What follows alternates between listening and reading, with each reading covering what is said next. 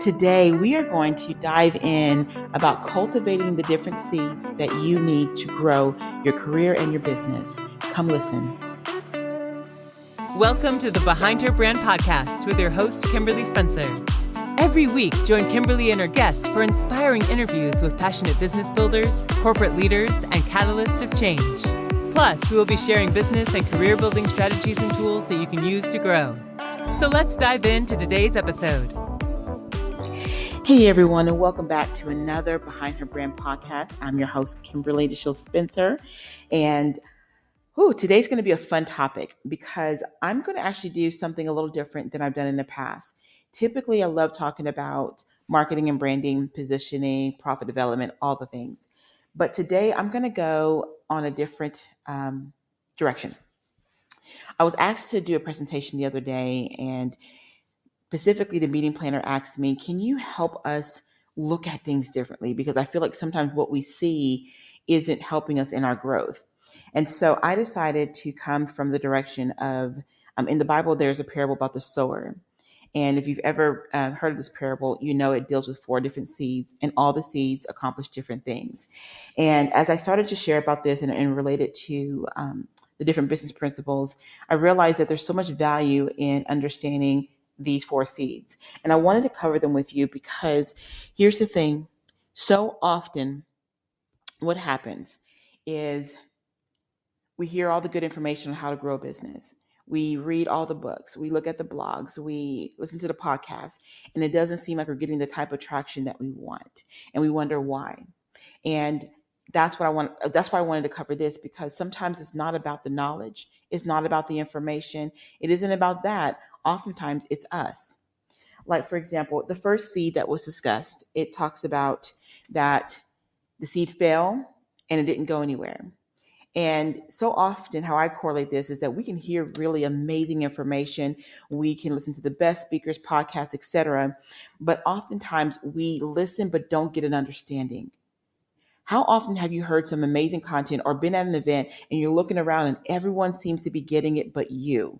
Or you kind of feel like, okay, I don't know this terminology. This is so new to me. But if I ask this, they're going to think this, or I'm going to appear this way, or what have you. And when that happens, oftentimes you become paralyzed in your place. You don't grow. You don't move forward. You don't make all the steps that you need to make. And so if that sounds like you, what I would encourage you to do is be very honest with yourself about what do you need to know specifically. Saying that you need to know how to market is still too broad. Do you need to know how to and under the marketing category, do you need to know how to do social media better? Do you need to create better engagement? Do you feel like you need to create more creative content? Like, be very specific about what it is that you feel like you need. Because if you don't get an understanding, if you don't understand how to move forward, you're not going to move, and you don't want to do that.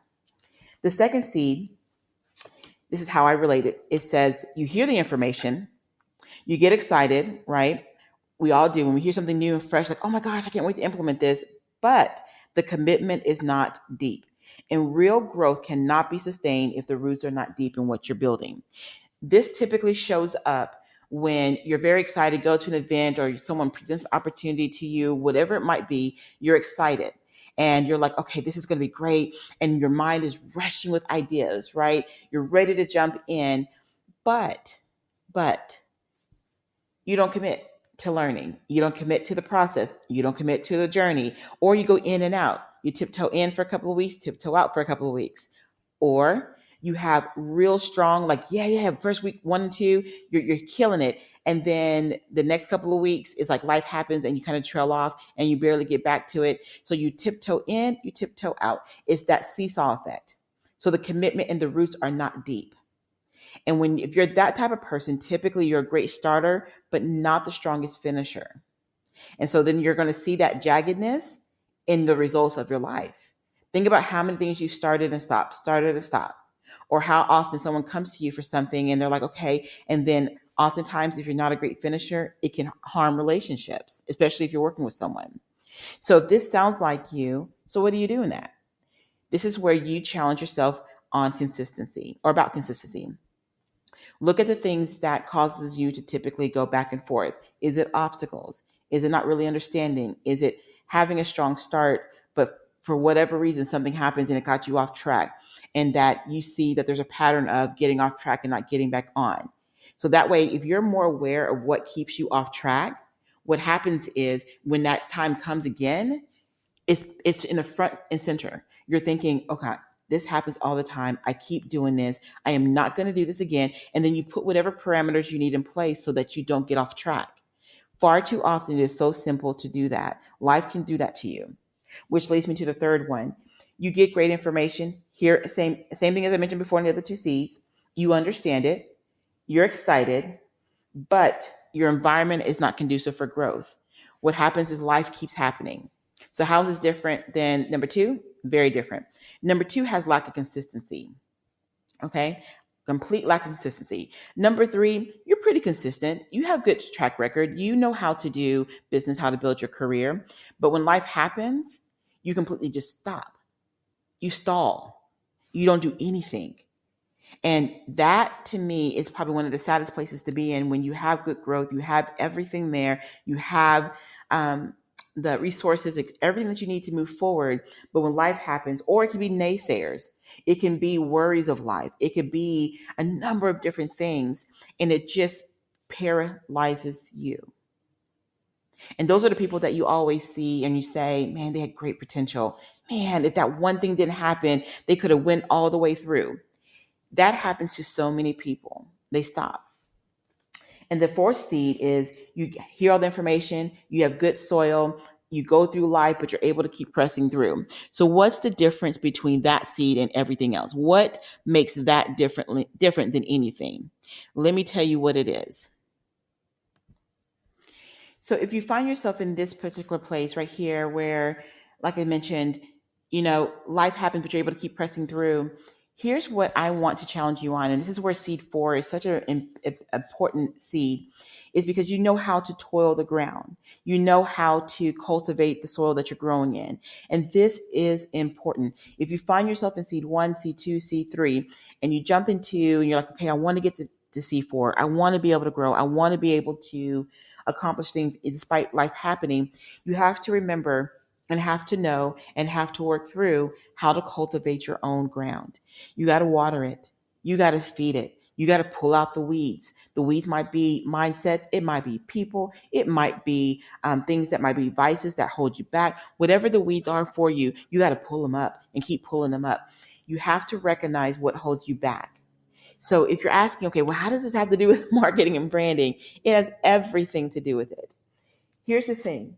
When you recognize what you are doing, whether you're seed 1, seed 2, seed 3, seed 4, when you recognize the areas of growth that you have, but that you need in place, you will be able to address them and you'll be able to handle them very differently than you have before. If you're a seed 4 person and you're like, Kim, I do pretty well in business. I do great in my career. When life hits me, I still keep moving forward. So I don't know if I really need to do anything different. Absolutely you do. Here's the thing.